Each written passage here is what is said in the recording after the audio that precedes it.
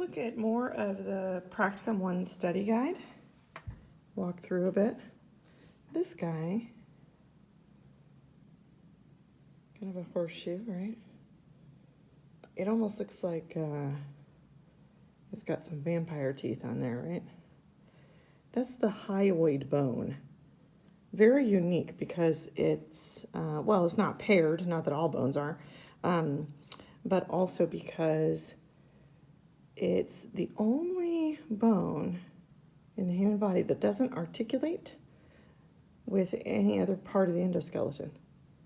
And it kind of acts as a sort of a stage, a support for your tongue. Okay, and over here on Lloyd, his is still hanging on via a wire to show approximately where the location would be. Okay, and then I also wanted to show you this model, which is 1.5 to 2 times expanded. It's 1.5 to 2 times larger than the average human head.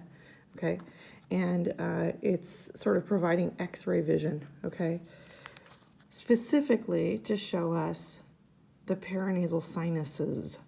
Okay, and there are 4 pairs. Should I say that? Yeah, I don't know if I want to say pairs. I think I'm going to say instead 4 sets. No, pairs is fine. 4 pairs of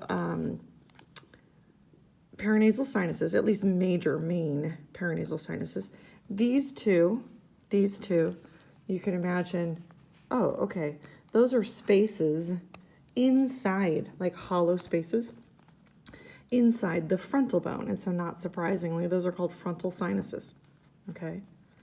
These two, you can hopefully imagine, are hollow spaces, mucosa lined, inside the maxillary bones. So these are called maxillary sinuses.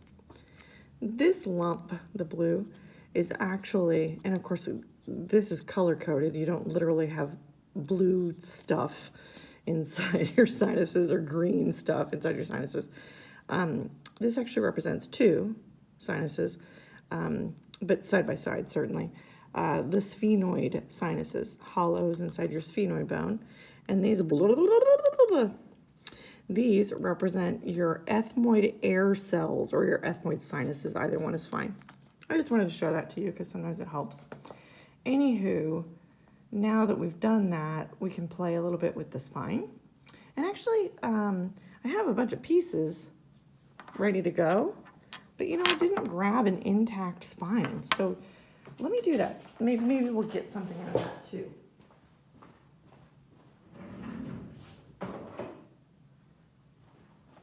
Not gonna hurt, right? Now this one, this model, it isn't color coded. The different regions of the spine are not color coded. Okay, that's a pretty common type of model. But I also have someone, bear with me.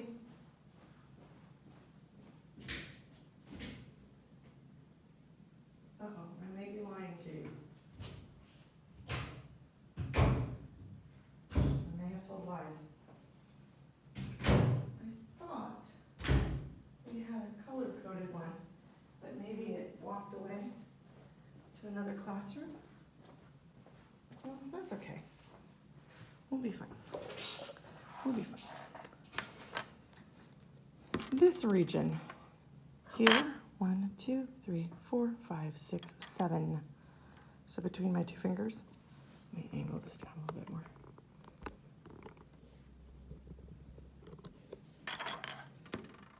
Between my 2 fingers. Cervical region of the spine. There are 7 vertebrae. Okay, this region, 1, 2, 3, 4, 5, 6, 7, 8, 9, 10, 11, 12. It's a pretty extensive portion. This region or curvature is called the thoracic region. Okay, and then this region, 1, 2, 3, 4, 5, is called the lumbar region. Okay, and then you might already know that this region here, this guy, is the sacral region or the sacral curvature, and then this little dingle dingle dingle right here is coccyx. Coccyx. Okay. 7, 12, 5, and technically the sacrum it's one bone, it's one piece, right? I'm holding one thing. I don't have to try to hold a bunch of blocks together and keep them sort of balanced, right? But embryologically, this does start out as several bones that fuse together. Okay. I can remember how many cervical bones we have, how many thoracic bones we have, and how many lumbar vertebrae we have, because I don't actually do this, but let's just pretend. I eat breakfast at 7, I eat lunch at noon, and I eat dinner at 5. It's actually a really commonly used mnemonic to help with those. Okay. Let's see. Ooh. Okay, we can. Gosh, I just wasn't expecting that we were going to get to do all these things, so I didn't put enough stuff out.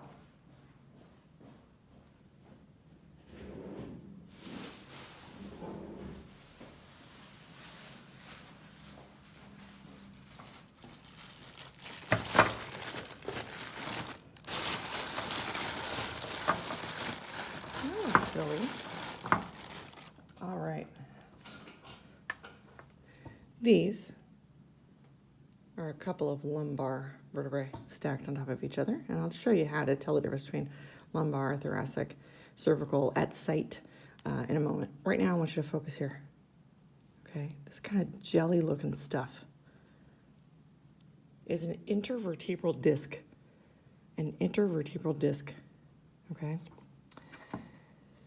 and in this model, hopefully you can see that the sculptor made an attempt to sort of create some rings or sort of like a fibrous consistency along this outer edge, whereas this is just gel-like. Okay, the two components of an intervertebral disc are the annulus fibrosus. Oh, like annual rings, and very fibrous looking. I think I can remember that. And the nucleus pulposus. Well, a nucleus is something inside a cell. Pulp is something inside fruit. I think I can remember that one too. All right. Now this is a healthy intervertebral disc, whereas let's find one we like. Oh, here's a really nasty one. Oh no, what happened? Yeah, that nucleus pulposus is actually sort of leaking out and can potentially press on nerves, okay? This is called a herniated disc. You've probably heard of that before. Blah, blah, blah, blah, blah, blah, blah, blah. All right, now let's just do some general parts of a vertebra. General. Spinous process, and that points in your body posteriorly, so I'd be looking at your back. Spinous process, okay, versus these two.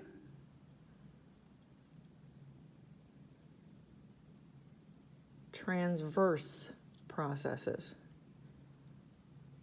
Okay, this passageway that my pinky is running through, vertebral foramen. Oh, I can do that. That's not hard. This surface, this is a tough one. The surface is superior articular facet. Notice I'm using one finger. okay? Whereas, two fingers, ooh, I'm pinching an entire projection. This is superior articular process, whereas this surface here, the anterior surface, is superior articular facet. Isn't that crazy? Oh, look, there's another one. I'm using two fingers, so is this a process or a facet? It's a process, whereas one finger, facet, all right? Well, do you guys kind of see a giraffe? There's its snout. Maybe these are ears, and these are horns. Oh, those horns are the superior articular processes, okay? And then here, see these cheeks? See these cheeks? I'm pinching each one with two fingers. Can you figure out, can you infer what those might be called? Yeah, inferior articular processes, okay? Whereas, if I point this time posteriorly on this smooth surface, or this smooth surface, inferior articular facets. Very good, very good. Okay, let me see. These don't really go together, but let it go. Okay, here are two inferior articular facets, and here are two superior articular facets. Oh,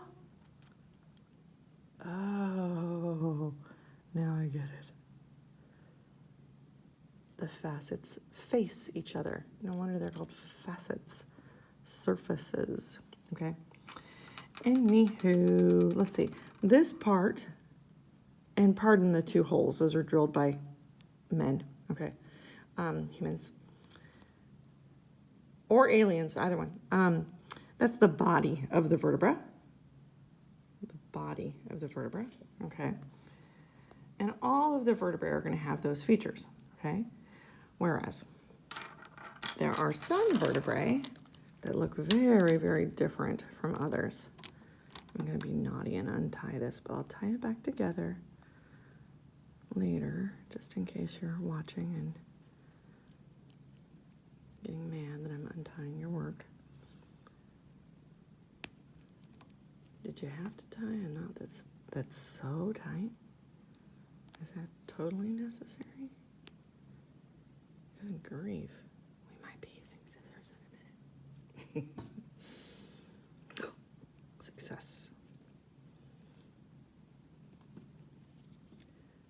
Success. Okay. Oh my God. All right. Wow, they're also tied together via fishing line.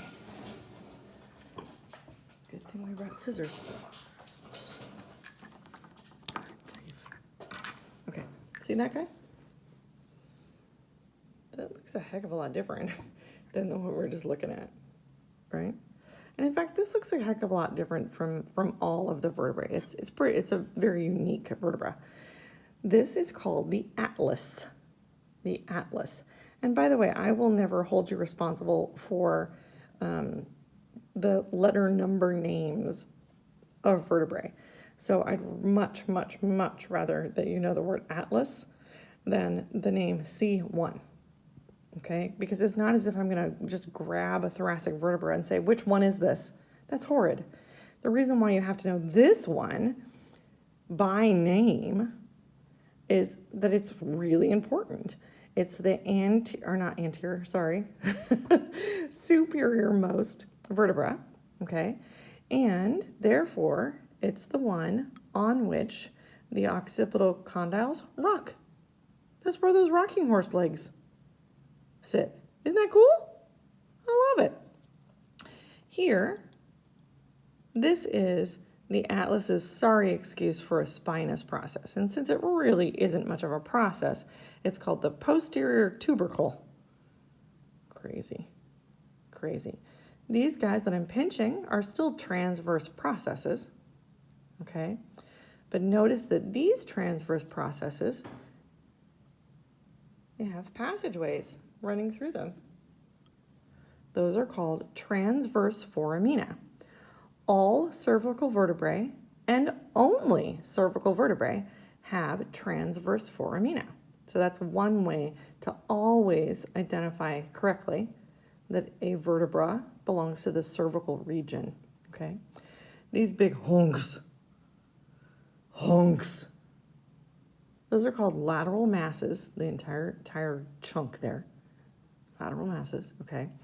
Whereas, excuse me, this would be superior articular facet, and this would be inferior articular facet, okay? We're going to keep this handy because we're going to use it in just a hot second.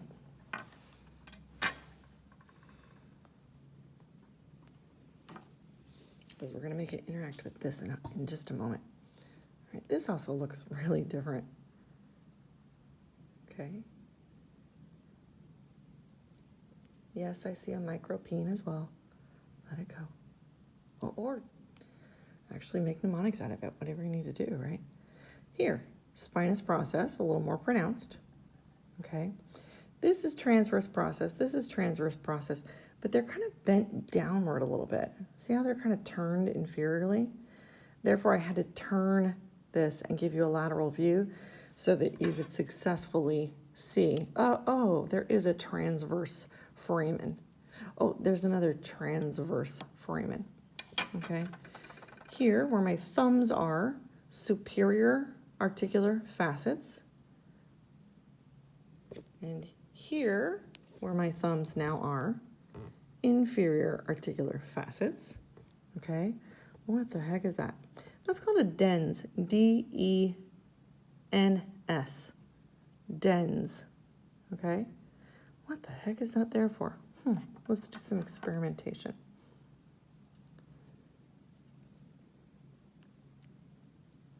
Oh. This guy's called the axis, and this guy is called the atlas. The atlas rotates or pivots on that dens, okay? The articulation between the occipital bone and the atlas allows you to say, yes, I like this class, nodding up and down, okay? Whereas the articulation between atlas and axis allows you to say, no, I don't like this class, shaking your head. Okay, very cool. These are the only two vertebrae that you have to know the specific names of. The only other name that I can really ask you for, other than bone markings, okay, is name the region, okay? And again, the region for these guys is cervical, but these are very special cervical vertebrae. Most superior, second most superior. And I can remember which one's which, or rather what order they go in, because AT comes first in the alphabet before AX. Just alphabetize them and you'll be fine, okay? Now let's look at kind of a stereotypical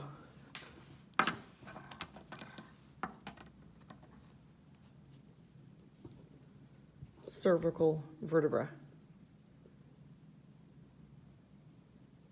Okay, in other words, one of the other five. All right, I actually don't love this one. I want to see if I can find another one for you. I don't love it.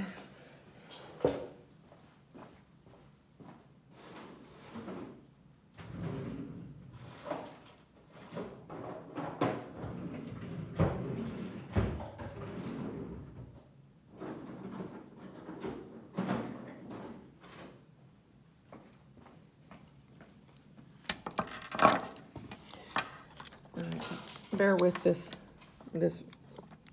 vertebrae. It's still, or vertebral column, I should say.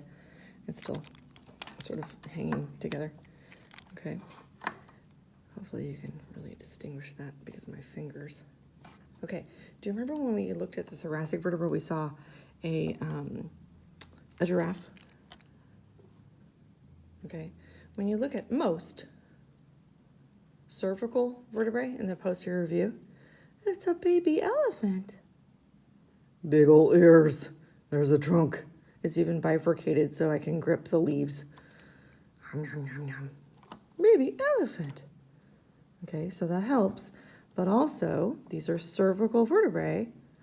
So sure enough, look what they have. Transverse foramina. Okay. Get that out of our way. Really, not a good scarf at all. Worst scarf ever. All right, believe it or not, cervical vertebrae are actually kind of easy.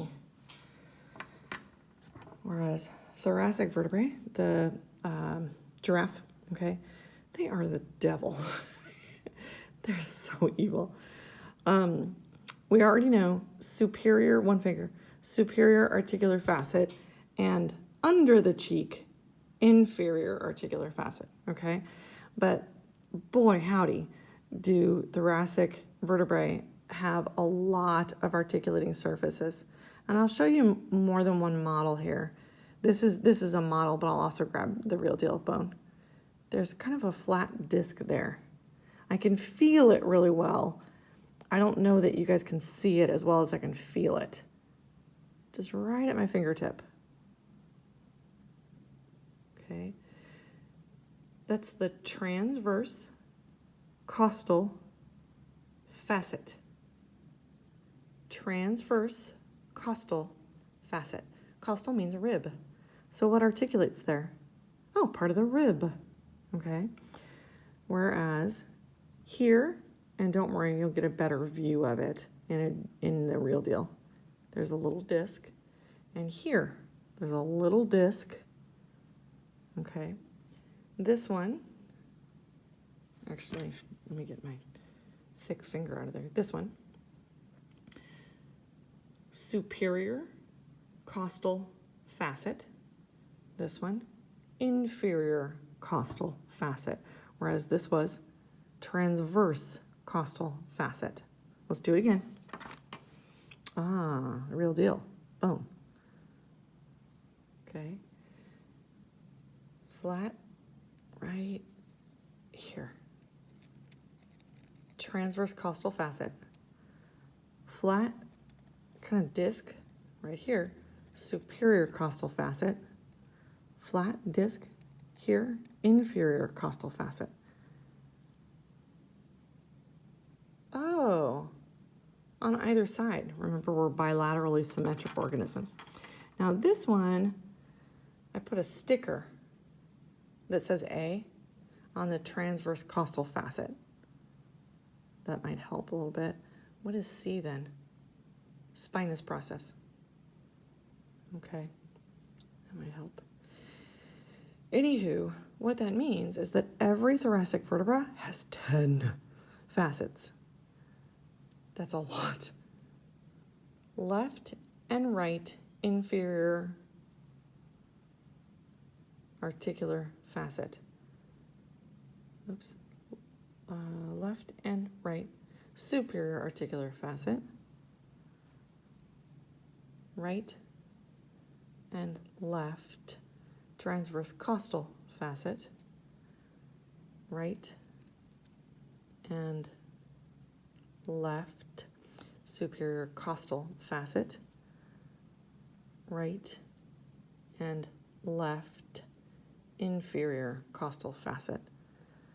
My brain is telling me I said the wrong term here. Hopefully I said transverse costal facet up here. Hopefully. Anyway, that's 10 total. That's a lot. That's a lot of bone markings for one little fragile bone. Okay. Now, how do I know personally that I'm looking or considering looking at or considering a thoracic vertebra? Honestly, I really do use the giraffe. The mnemonic really does work for me. Okay. Now, what's the next region as we're moving down the spine? You remember? Lumbar. That's not a giraffe.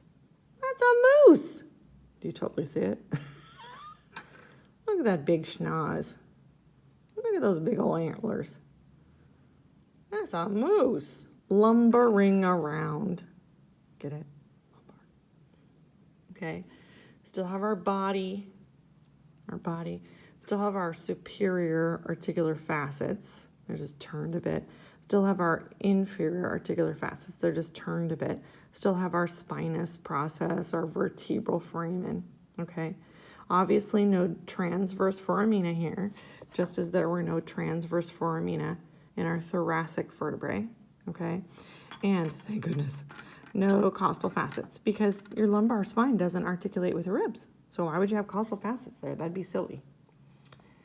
That'd be silly. Moose. Okay, let's see. Let's look at next the sacrum, or the sacral region, okay? Now, this particular model, which is a pretty common model, commonly found, commonly used, okay? It actually is sacral region and coccyx, okay? This particular model is really the same thing, sacral and coccyx, okay? Whereas this is actual bone, this is just the sacrum. Coccyx is gone, all right? And in this model, the one that makes a terrible scarf, the manufacturer bothered to make coccyx separate. It's just, for whatever reason, sitting way far away. It would articulate like this. Okay. Sacrum, coccyx. Sacrum, coccyx. Anywho, the sacrum's kind of tough. And it's actually made more difficult by many models.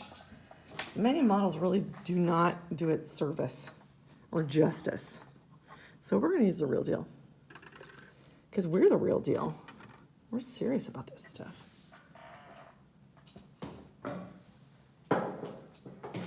We're not fooling around.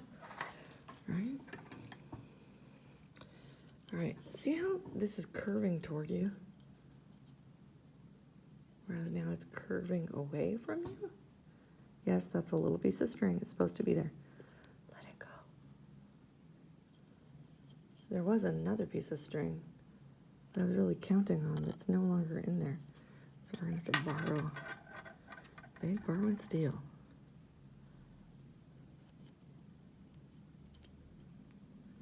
Good thing we untied this earlier, huh?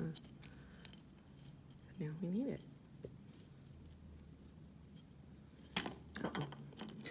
Maybe don't drop the fragile real bone. Just one of the ideas.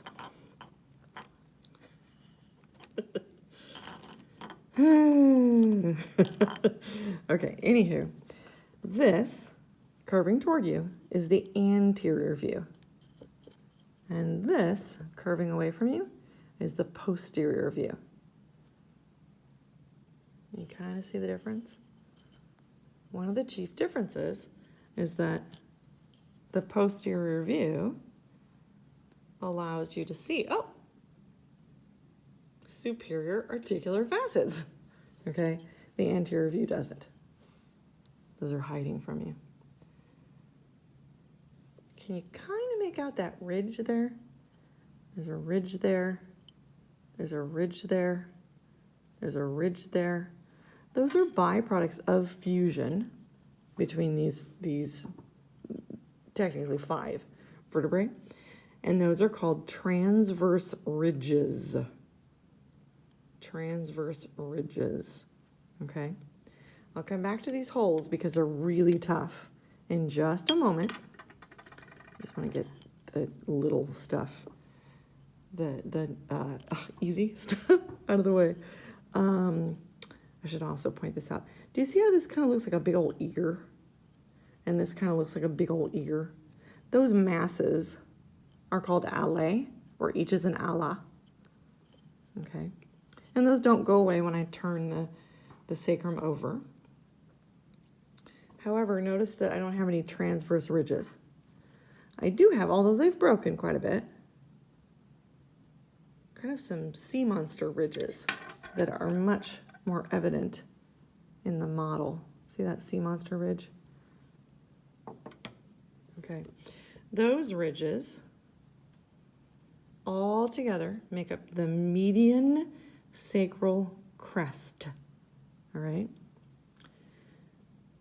And this whole thing is an ala. This whole thing is an ala, but this relatively smooth surface here at E, here. Auricular surface. That's where the sacrum articulates with the pelvis, with the pelvic bones. Isn't that cool? Auricular surface. All right. Here, big. Passageway, big. Sacral canal, sacral canal. Okay. Now let's finally talk about these little guys. Now, especially in models, it's very common for someone to pick up a sacrum and think, oh, these holes are the same as these holes. I totally get that. That makes sense to me. But that's not actually the case. Notice this is one piece of string. One piece of string. I passed it through the sacral canal and out through this hole. Notice that this is one piece of string. I passed it through the sacral canal and out through that hole. They're separate holes. They're separate. Oh, they're separate. Oh, that's kind of cool. Those are in place because at the inferior-most end of our spinal cord, everything frays into what kind of looks like a tail and is therefore called cauda equina, which means, well, it means end and horse or horsetail. Okay? And all those little fibers are going to pass through here. Some of them are going to pass this way. Some of them are going to pass that way. And in this model,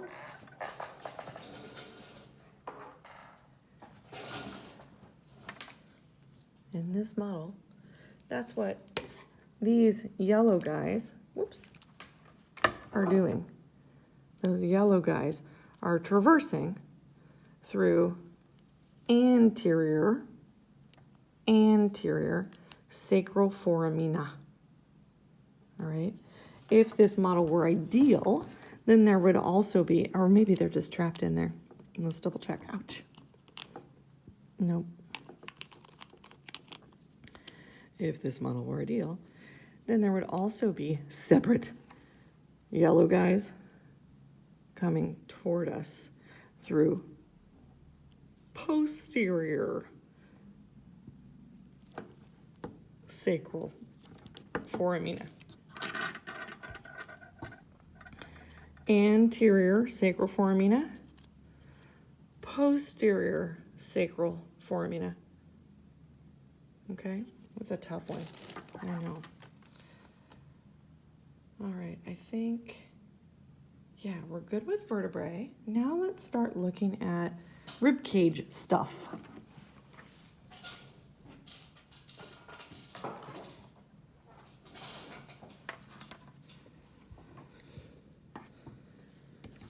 Oh, that's so large you can't see all of it. Good grief. Is there any hope? Who's a good phone? Who's a good phone stand? We'll see. Okay. Hey, this stuff that the sculptor made look kind of opaque and off-white, okay? All of that stuff. Costal cartilage. Costal cartilage. Okay, almost, but not all, of our ribs articulate either directly or indirectly with costal cartilage. And if we grab a rib, God, way to plan and make this.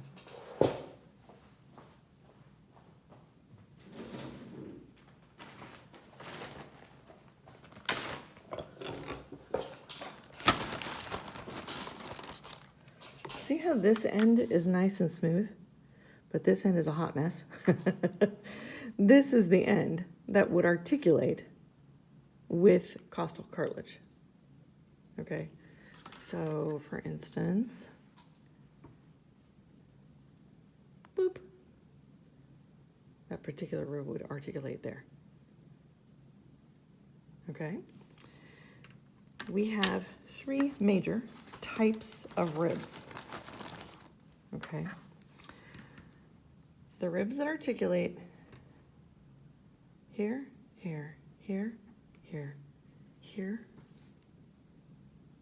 here, and here. 1, 2, 3, 4, 5, 6, 7 are called true ribs because they more or less have their own private costal cartilage bridge to the sternum. Okay? The 3, well, really 6, right? Ribs that articulate here. 1, 2, 3, rib 8, rib 9, rib 10. They're called false ribs because they all share that kind of fused bridge to the sternum, right? They're piggybacking here on the costal cartilage that belongs to rib 7. See that? These are called false ribs. Does that mean that they're truly not there or that they're faking it? No, it's just really a horrible name, okay? Whereas we do have 2, well, really 4 total, left and right, okay? Floating ribs, ribs 11 and 12. And if we look again at Lloyd, pardon his, what is that, trash bag skirt? Can you see how there are some ribs there at the very base that aren't wrapping all the way around and they're not articulating with costal cartilage, which on Lloyd is like a Dijon mustard. Do you see that? Those are the floating ribs. Okay, in total, how many true ribs do we have? Total. Good, 14. In total, how many false ribs do we have? Good, 6. In total, how many floating ribs do we have? Good, 4. You're really good at this. All right, see this almost kind of sort of stop sign? So not. See this weird shape? Okay, that portion of the sternum, the whole bone is called sternum, okay? But this portion, this bone marking, okay, this region is called the manubrium. Manubrium. And right up here, whoop, where maybe you like your necklace to sit, whoop, that's the jugular notch. Jugular notch. And here, that kind of ridge, okay, that's the sternal angle. Here, body of sternum, and here, xiphoid process. And the xiphoid process can look very different than the model that I'm using. Let's see if there's another model that looks really distinct. This one's a little different. Okay, kind of a little pokey poke. If you know something about the Heimlich maneuver, then you've probably heard of the xiphoid process before. The space, which you can really see on Lloyd, between ribs, those spaces are called intercostal spaces. Are they actually space in a living, healthy body? No, they're filled with muscles, and those muscles are called intercostal muscles. Hopefully not surprising. All right, let's double check and make sure that we got our rib stuff and our sternum stuff done. One thing on ribs that we want to look at. Here, this bone marking, that little boop, that's the tubercle of the rib. The tubercle of the rib. And that is what articulates with the transverse costal facet of a thoracic vertebra, okay? Whereas, right next door, on this end, okay, this end articulates with both superior and inferior costal facets of a, well, really a set of thoracic vertebrae. In other words, and again, these are not perfectly fit to each other, but let it go. Actually, they're better fit than the two I grabbed earlier. Okay, the rib, oops, it's head. That's what this end is called, the head of the rib. Okay, it actually articulates with two stacked thoracic vertebrae. Okay, and I really should be angling this correctly. because of the way, and really, good grief, trying to be as anatomically correct as possible, which is probably just wasting our time. Anyway, because of the way that the ribs curve more or less downward, okay, the head articulates with two thoracic vertebrae, but the tubercle articulates with one, the inferior of the two. Isn't that cool? I like it. I like it a lot. The only other thing that we need to touch on for spine and ribcage stuff is the idea that the thoracic region and the sacral region of the spine are primary curvatures.